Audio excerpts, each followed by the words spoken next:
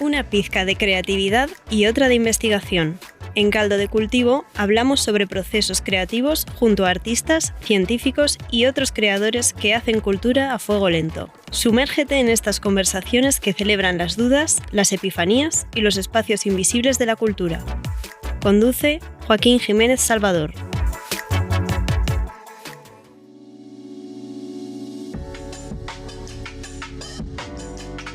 Voy a confesar que esta entrevista nos demoramos 2 años en grabarla y nos encontrábamos en la calle, nos encontrábamos bailando, nos encontrábamos en eventos culturales y era como, ¿cuándo nos juntamos? ¿Cuándo nos juntamos? Por fin, en el estudio de Radio Inventada está acompañándonos en este capítulo especial de Caldo de Cultivo la reina de las artes visuales chilena.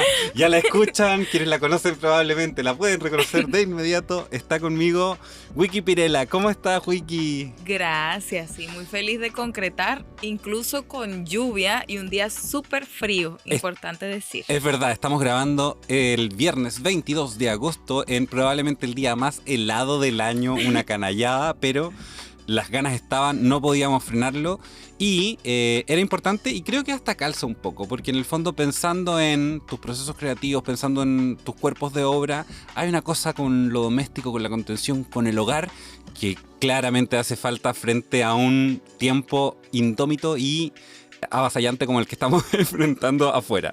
Para quienes no la conozcan y que probablemente no la conocen porque están viviendo debajo de una piedra en el mundo de las artes visuales, Wiki es licenciada en artes plásticas, proviene de Caracas y explora los espacios domésticos mediante ensamblajes, instalaciones, trabaja con materiales reciclados, tiene una exploración textual también bien interesante.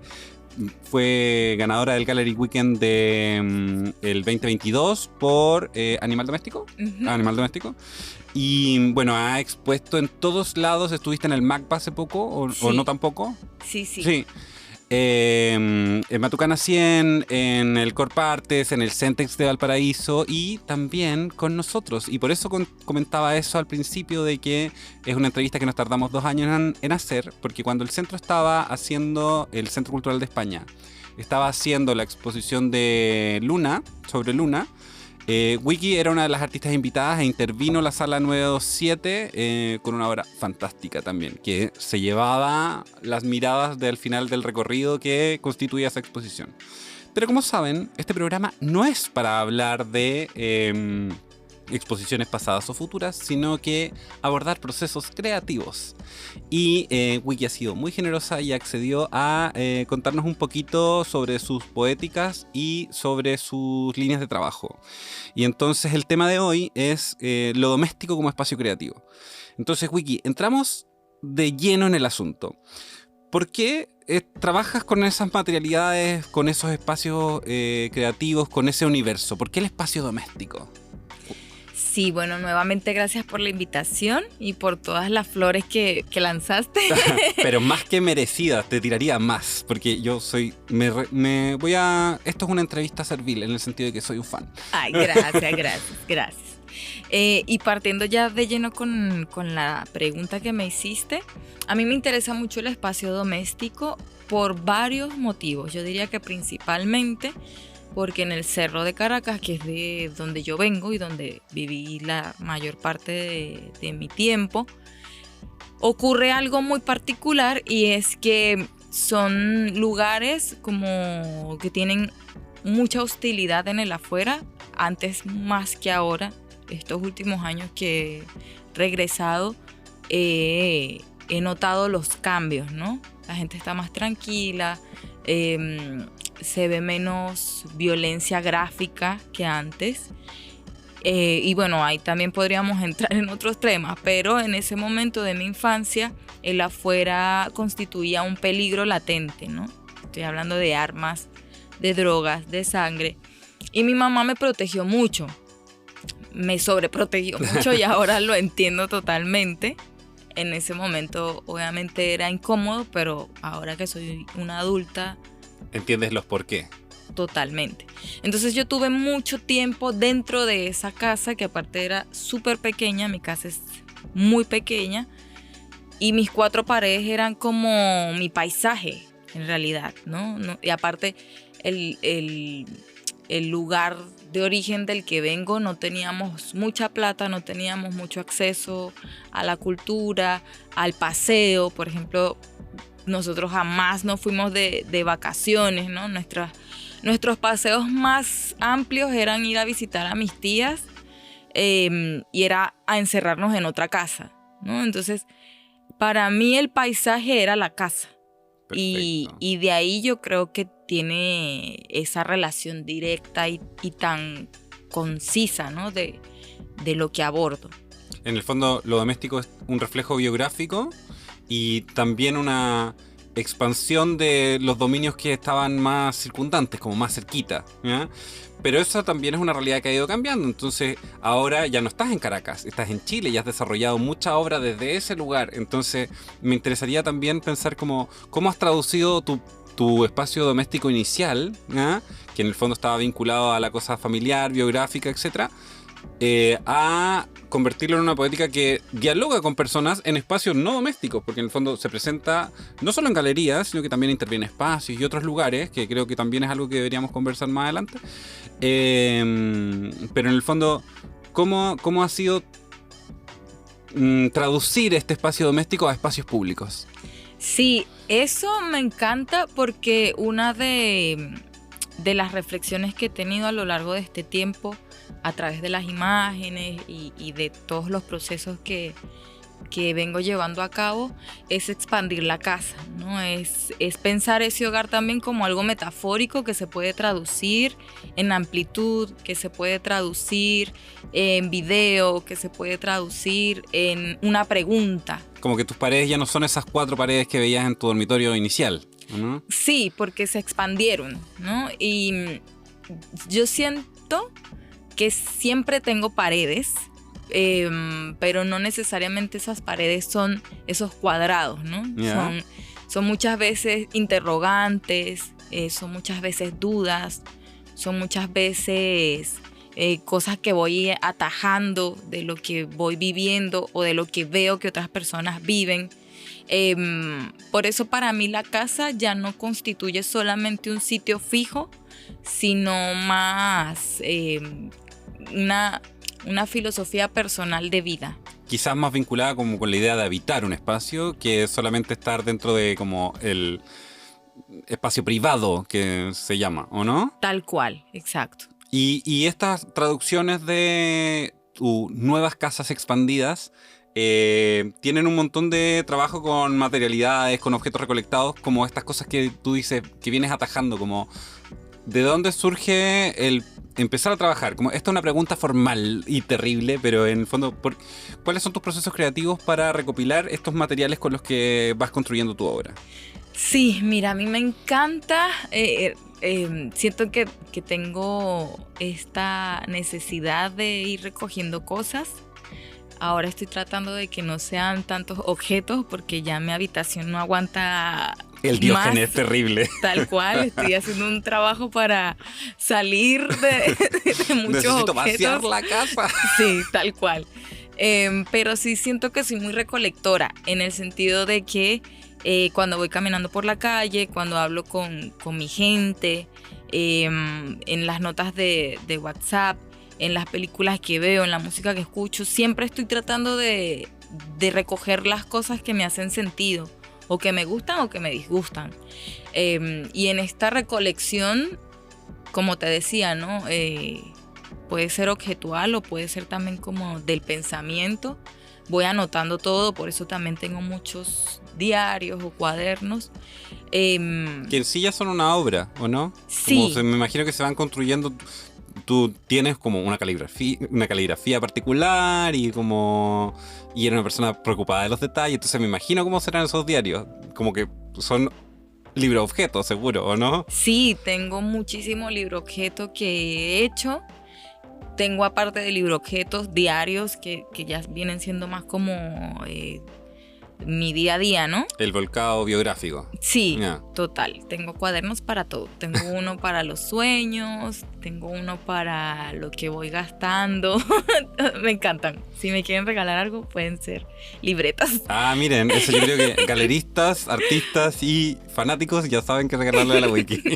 Libretas, feliz las recibo. Pero eso, ¿no? Como que voy recolectando cosas y en ese sentido también muchos de los materiales como telas, cositas, muñequitos, trozos de algo, fotos, llaves. Tengo un frasco lleno de llaves que voy encontrando. Entonces ha sido también como una curaduría del espacio público. Oye, y entonces también la obra adquiere una vinculación como con la reutilización, como bien importante. ¿Cuáles son los gestos como medioambientales o es algo que esté dentro de tu imaginario a la hora de trabajar? ¿Cómo lo incluyes? Como me voy a hacer esta pregunta sobre aquello que quiero rescatar, aquello que está roto. Cuéntanos un poquito de eso. Honestamente es más intuitivo. Ya. No es tanto, no me enlazo como en algo más ecológico o consciente del medio ambiente. Creo que en ese punto me falta muchísimo como por concientizar. Obviamente entiendo la problemática, pero mentiría al decir que lo hago por una función ecológica. Pero surge como una práctica evidente, o sea, por lo menos uno que ve la obra desde afuera, yo creo que quizás no está en el manifiesto de la wiki, ¿cachai? Pero sí hay una cosa bien importante en reconocer el valor de aquello que ha sido o desechado o no. Sí, en eso sí, totalmente. Me encanta ver la belleza en el deterioro y también como darle una nueva vida a algo que me llama la atención. Por eso también te decía que usualmente es muy intuitivo, ¿no? Son cosas que me llaman, que me convocan. No es como que todos los objetos me dicen cosas. Son algunos específicos y usualmente son esos que tienen daños. Me interesa mucho el objeto dañado, roto, con uso, que se vea el paso del tiempo, que se vea la mancha, que se vea que tuvo una historia. Y eso me interesa un montón porque en compañía de otros objetos también arma una narrativa. Claro, hay una biografía material, por así decirlo. Exactamente, hay un espíritu ahí. Y quiero volver un poquito también como a relacionar esto de los espacios domésticos con los procesos de migración. Tú estuviste en Caracas, estás ahora en Chile y haces obras también fuera en otros lugares. Como, ¿has visto diferencias de los espacios domésticos como entendiéndolos como que fuera una especie de universo, ¿cachai? O de imaginario. Como, ¿has visto que hay diferencias latinoamericanas? ¿Que has visto que se haya unido? Cuéntame un poquito de tus reflexiones desde el espacio doméstico internacional, por así decirlo. Siento que cuando entro a una casa es casi como conocer un poco más a fondo quién vive allí y nunca me deja de impactar cómo las clases sociales también se hacen muy evidentes en la forma en que la gente habita, ¿no? O también como la forma de pensar de las personas. He tenido como la oportunidad ahora con algunos viajes de conocer lugares que digo, wow. Es otra realidad. Es otro universo, ¿no? Es otra película. Y claro, eso obviamente me ha ayudado mucho también como a generar nuevas reflexiones. Pero siento que en líneas generales cada país tiene muchas similitudes y están muy cruzadas por las clases sociales. Ya, perfecto. Entonces como que hay un espacio doméstico que está vinculado a tu geografía, pero también hay un espacio vinculado a una cuestión como de la sociedad misma. Y podemos sacar el tejido y contar un poquito así como qué diferencias ves tú, que por supuesto que van a ser generalidades porque todas las realidades de las personas son distintas, incluso dentro de clases sociales similares, pero en el fondo como has notado que por ejemplo espacios de clases más altas son más rígidos o los espacios de otras clases sociales tienden a ser más colectivos, como ¿qué diferencias estás notando en esas diferencias que dices ver? Yo diría que Los espacios de clase social más privilegiada, con más dinero, usualmente tienen una intencionalidad en el diseño. Usualmente son muy minimalistas también. Tienen como objetos muy pensados, ¿no? Una mesa muy pensada en combinación con el mueble, en combinación con los platos, en combinación con el baño. Tiene una curaduría muy de la estética. Perfecto. Y siento que en otros sitios, voy a poner de ejemplo mi cerro en Caracas, las casas son mucho más saturadas, nuestros platos y cuchillos y vasos usualmente son de plástico y usualmente son envases reciclados. Recuerdo que mi mamá siempre me decía que odiaba eso. O sea, ella siempre se preocupó como por tener platos de otro. Sí, pero no tampoco como una cosa súper pensada, sino más por el material, ¿no? Pero sí es común como ver esta necesidad de encontrar cosas que te hagan la vida más funcional y no tanto un hecho estético. Claro, son coherencias distintas, como la de un espacio más privilegiado probablemente es más formal, ¿cachai? Y el otro es práctico. Exactamente, como tal cual. Necesito un cuchillo, necesito 8 tazas, aunque sean distintas. Y también eso de la saturación, ¿no? Como que hay millones de fotos, sobre todo como de la familia, recuerditos de los 15 años, no sé, de los cumpleaños de los sobrinos, de los nietos, como muchos. Un poco, si te pones a ver, enlazándolo con lo que decía anteriormente, es una recolección también. Claro. De momentos. Son casas construidas más biográficamente. Sí, sí. No sí. en base a una tendencia que marcó Vivienda y Decoración como revista. Tal cual. No hay una intencionalidad allí de armar un espectáculo visual, porque también sabemos que son casas que revistas de diseño no van a visitar. Claro. Oye, ¿y crees que eso se traduce en tu obra? Porque tu obra, por ejemplo, tiene muchos elementos, pero a la vez también son elementos súper rotundos, como hay colores como... voy a usar esta palabra, pero hay colores como básicos, digamos fuertes, que son mayoritariamente bien saturados también, como no hay grandes degradados, ponte tú, ¿cachai? ¿Crees que hay como algo en tu estética que refleje eso, como de gestos rotundos? Sí, totalmente.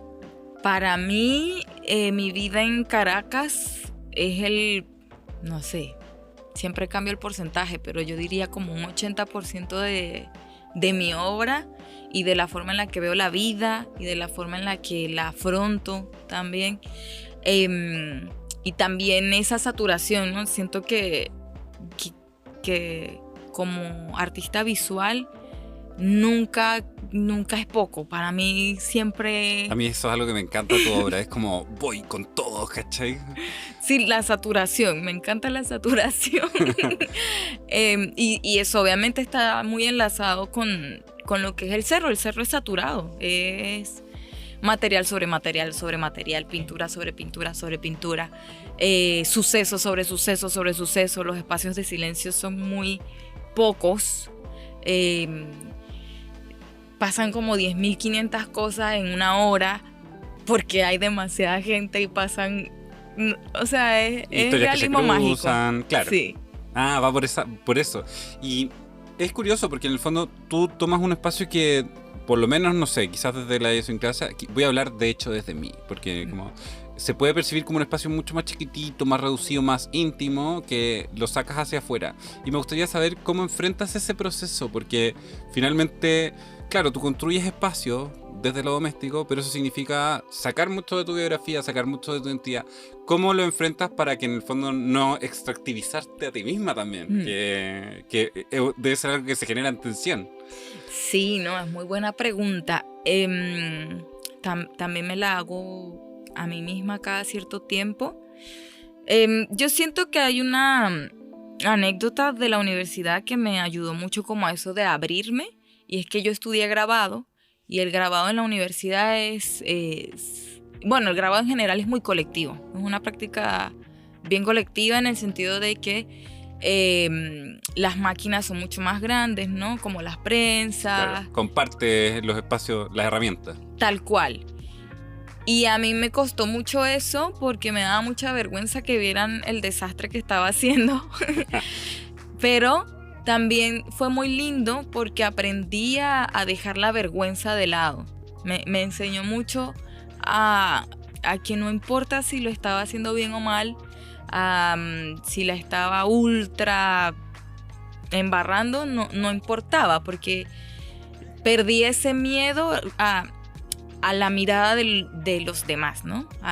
Al comentario de los demás. Aparte, en la universidad era muy desastrosa y siempre la gente me hacía comentarios de eso. Wiki, dejaste las cosas en la prensa de nuevo. Tal cual. Y cuando me veías grabando estaba súper embarrada de tinta en las manos, la cara, cosa que no debe pasar porque el grabado es muy limpio. Claro.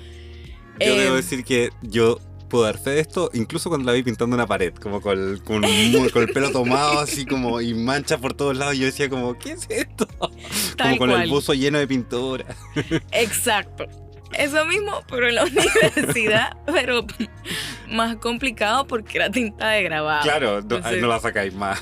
Nunca más. Entonces, claro, como que ese paso por la universidad y específicamente por los talleres de grabado me ayudó mucho a soltar el miedo al que dirán. Y en ese punto siento que ha sido crucial para mostrar también mi casa, ¿no? Mi casa, que al final es un autorretrato también. Y en el fondo, tu obra expone interseccionalidades personales, pues, ¿cachai? Como mujer, migrante, ¿cachai? Como afrodescendiente. Qué bonito que en el fondo es empoderante poder mostrarse. Creo que eso es algo que también permite que tu obra genere mucha cercanía, porque uno reconoce la autenticidad en ella, ¿cachai? Pero aún así, como cuando pones un pie en el freno, porque también uno tiene que como generar distancia, o tu política es no generar distancia con tu obra. Como hablemos un poquito de ello. Mira, en ese punto yo diría que una de las cosas que también me ha invitado mucho a hablar y a alzar mi voz a través de las imágenes es el hecho de que en un inicio quise romper mucho el estereotipo de lo que es la vida en el cerro, porque en Caracas, y eso pasa en todas partes del mundo, hay mucho estigma social con respecto a ciertos sectores de la ciudad. Y desde que yo era muy pequeña siempre escuché el mal comentario de la gente que vive en barrio, y siempre recibí otro comentario que es muy curioso, porque cuando la gente me conocía o conversaba conmigo, mi mamá, siempre nos decían, ay, ustedes no parecen que vivieran en el cerro, ¿no? Y a mí esa frase tan repetida siempre se me quedó muy grabada, ¿no? Como, ¿esto es un halago o es un insulto? Claro, no tengo logro... que ser de una manera, además, como es una pregunta. Exacto, ¿no? Entonces, a través de abrir esta casa al público en general, era una forma de decir, oye, somos más que lo que tú piensas que somos. Claro, date el tiempo de conocer esta realidad independiente. Exactamente. Y ahora en Chile lo podemos traducir de la misma forma, ¿no? Hay un estigma súper trabajado y profundizado por los medios de comunicación, por el día a día, por la gente. Por las plataformas del norte global. Totalmente. Que también te encasillan en un molde. Lo mismo, también he recibido muchos comentarios de, ay, no pareciera que fueras venezolana. En un inicio, cuando yo recién llegué a Chile, encontraba que eso era el mejor halago que me podían decir, y luego me di cuenta de que en realidad estaba cayendo en un punto muy erróneo, ¿no? Primero, de alejarme de mis pares, que por más diferentes que seamos, igual entramos en un grupo. Claro. En un grupo en el que yo estoy en el mismo nivel que los demás, y que también siento que eso se me curó mucho la primera vez que volví a Venezuela, porque cuando migré siento que uno hace una coraza también, ¿no? Hace una coraza para no sentir tanto dolor quizás, y es alejarte, ¿no? De tu cultura o de tu gente o de cosas que te recuerden a ese lugar. Y yo siento que pasé por ese proceso. Una vez que vuelvo a Venezuela después de mucho tiempo, me doy cuenta de que en realidad eso es parte de mi alma, ¿no? Y me reconecté con eso, y ahí entendí que esa frase en realidad escondía un montón de xenofobia. Sí, po. Y que no está bien, ¿no? Pero ahí entonces, enlazándolo con esto de romper con el estereotipo, nace también la autobiografía para decir, oye, no, somos mucho más, somos una capa de muchas ideas. Claro. Hay dimensiones colectivas pero singulares. Como en el fondo es interesante porque, claro, opera una doble xenofobia en comentarios como ese, porque por un lado estandariza a un grupo completo y separa al individuo, que separar al individuo fuera de como sus espacios colectivos, nuevamente compuestos desde singularidades, lo termina por aislar y también lo encasilla en una cosa, ¿cachai? Como, entonces parece ser una cosa de cercanía, pero en realidad es una doble discriminación, ¿cachai? Por supuesto, ahora lo veo claramente, pero es muy loco, y también parte de las cosas que me han tomado en estos últimos años son los duelos migratorios y lo que pasa en ese duelo migratorio, que muchas veces ocurre esto, ¿no? Que esa coraza que una se arma te puede hacer caer en discursos muy sectarios. O sea, es en el fondo también las estrategias que uno tiene de sobrevivencia. Si finalmente migrar implica un desafío de sobrevivencia mayor que estar solamente en tu terruño, ¿cachai? Como... y a propósito de estrategias de supervivencia, y dado que ya hemos conversado de que construyes espacios domésticos, siempre tiendes a construir como muros, casas. Tu obra tiene una dimensión muy instalativa, ¿cachai? Como, ¿crees que eso en el fondo responde también a la necesidad de construir un refugio? Como, ¿por dónde va? ¿Qué es lo que opera que tú construyas cosas creativamente? Ay, me encanta esa pregunta, porque efectivamente muchas veces veo el arte como legos, ¿sabes? ¿No? Como ir poniendo piecita tras piecita tras piecita, desde el juego también. Me encanta eso, me encanta que la expresión artística pueda ser un canal de juego, de la diversión. Y la instalación me permite eso, me permite tener esa parte lúdica del armar cosas, de pegar cosas, de combinar materiales. Siento que tiene mucho que ver con lo que te decía y que siempre digo, esta casa tan pequeña que era casi como una cueva, ¿no? En la que me sentía protegida de la afuera, en el que pasé mucho tiempo también, porque insisto, yo pasé mucho tiempo dentro de casa. Y ahora que ya soy una adulta, que me tocó desplazarme, que vivo como fuera de este huevito, siempre estoy buscando de sentir esa sensación de cobijo, ¿no? Y creo que la instalación es una disciplina maravillosa para generar ese ambiente. Me encanta que definas como tu pequeña unidad como un Lego, porque es absolutamente universal. Uno entiende al tiro que es como, construye bloque tras bloque. No es como esta cosa muy como elaborada de el dispositivo de construcción, la materialidad, no sé qué. ¿Crees que tu obra ha desarrollado un lenguaje que permite como volverse cercano con las personas? Es una pregunta súper tramposa porque les digo al tiro que sí. Ay, gracias. Yo creo que me voy a quedar con tu respuesta porque, sí. Claro, es difícil cuando... ¿Pero lo buscas? Ya, pasemos al proceso creativo. ¿Lo buscas? Sí, totalmente. Lo busco. Yo creo que tiene que ver también con mi mamá. Mi mami, Luisa, que siempre está en mi corazón. Ella tiene una forma de ser muy linda, una ternura, y ella es muy cercana y es muy bondadosa. No sé, si tú vas a la casa, ella así no tengamos mucha comida, ella te va a hacer comida, ella te va a dar jugo, ella te va a hacer sentir en casa. Ella tiene esa sensación, ¿no? De hacerte sentir en casa. Y yo trato de traducir eso mismo en las artes. No, ni cagando soy como mi mamá, pero sí La próxima siento... exposición de la Wiki tiene pancito caliente cuando entren. Tal cual. Pero sí siento que las artes es un puente para traducir eso que mi mamá hace sentir y que me hace sentir con el espectador. Entonces me encanta que la gente se sienta cómoda, que se sienta cercana a la obra, que se sienta invitada a poder tocar el material, a poder abrir los libros, a sentarse. Eso que decías tú de la comida, mientras que puedo, porque bueno, cada espacio es distinto, sí.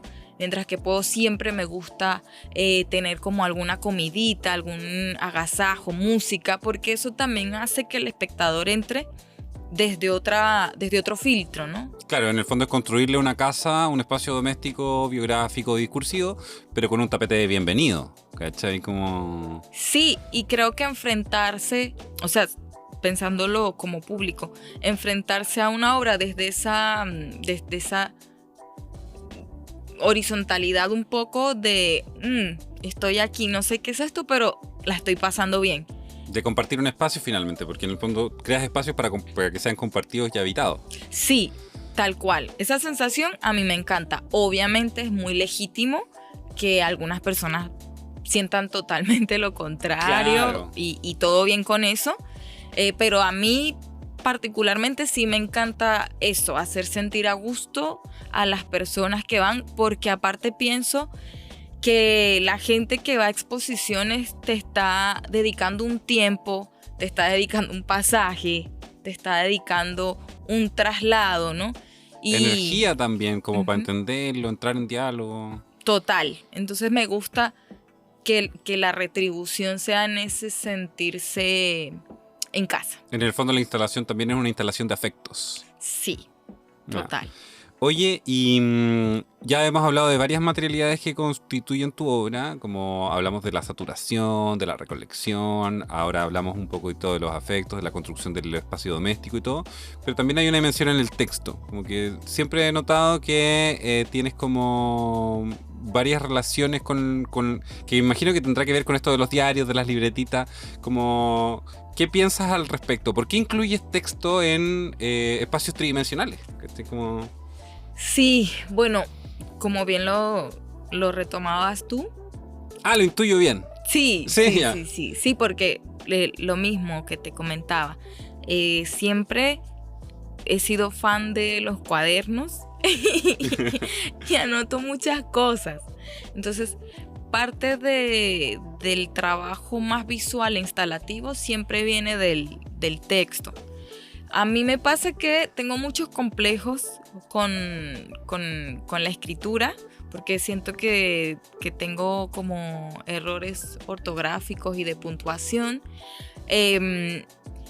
Entonces eso también me limita un poco como a irme de lleno a la parte escritural, y las artes visuales me dan esa puerta abierta al error, ¿no?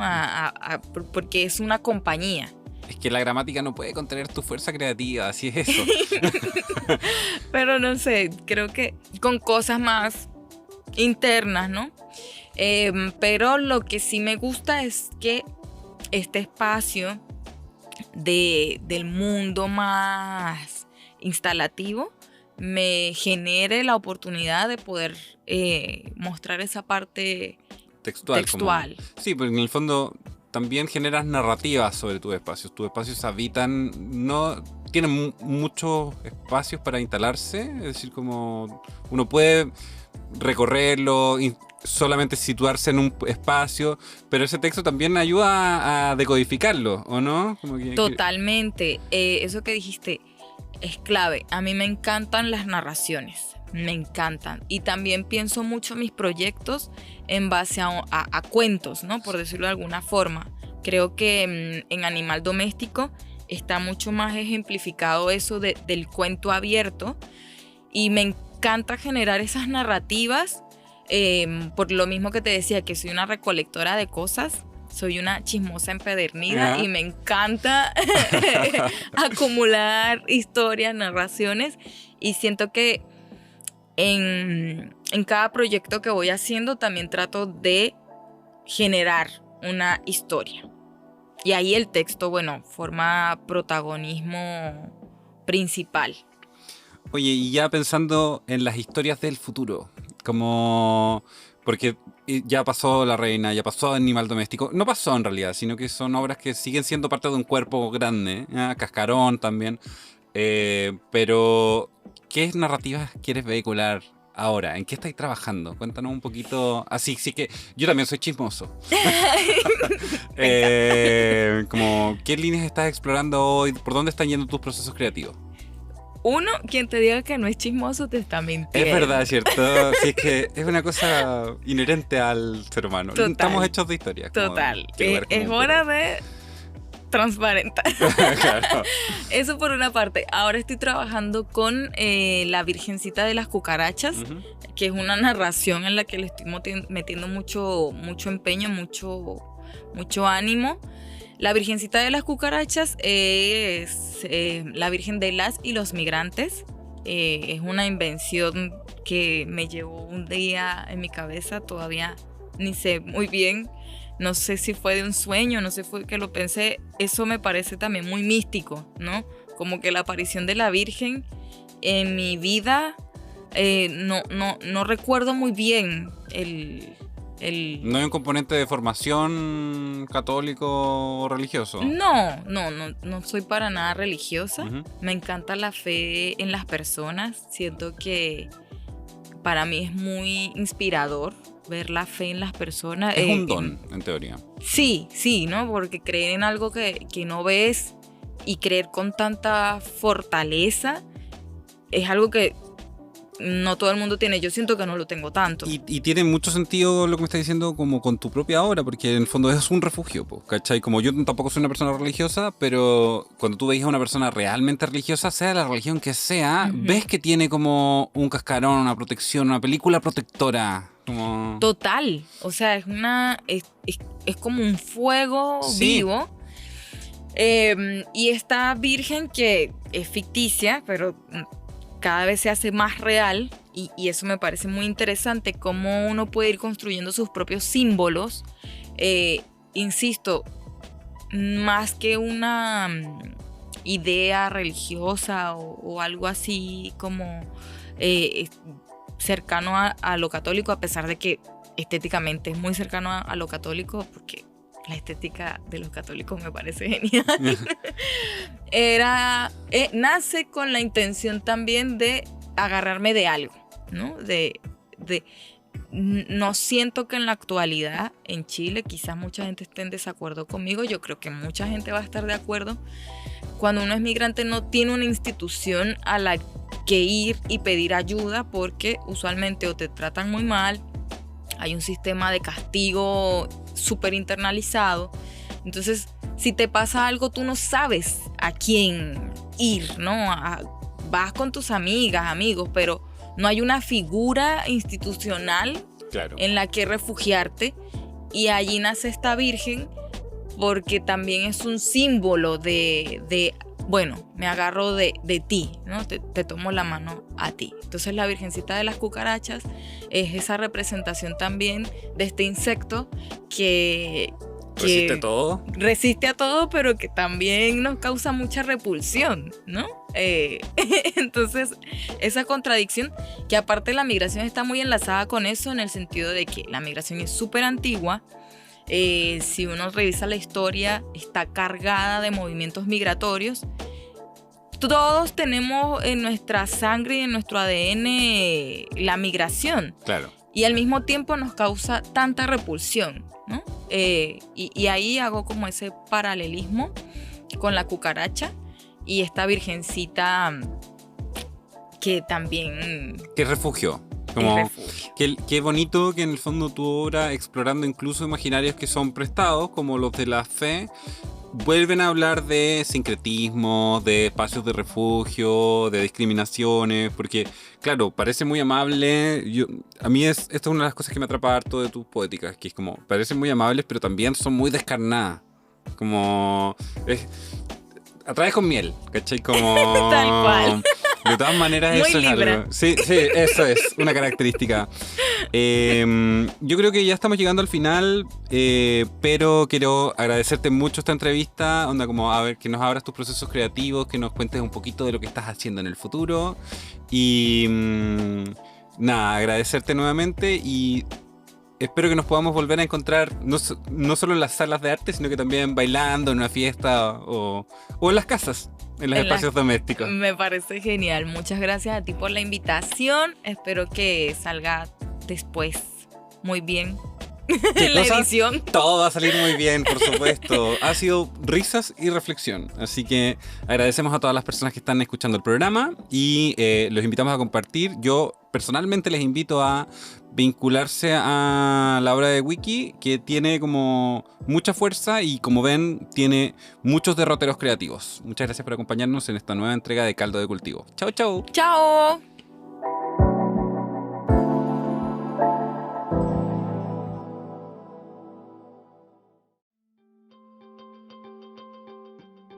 Esta producción sonora fue realizada en los estudios de Radio Inventada del Centro Cultural de España en Santiago.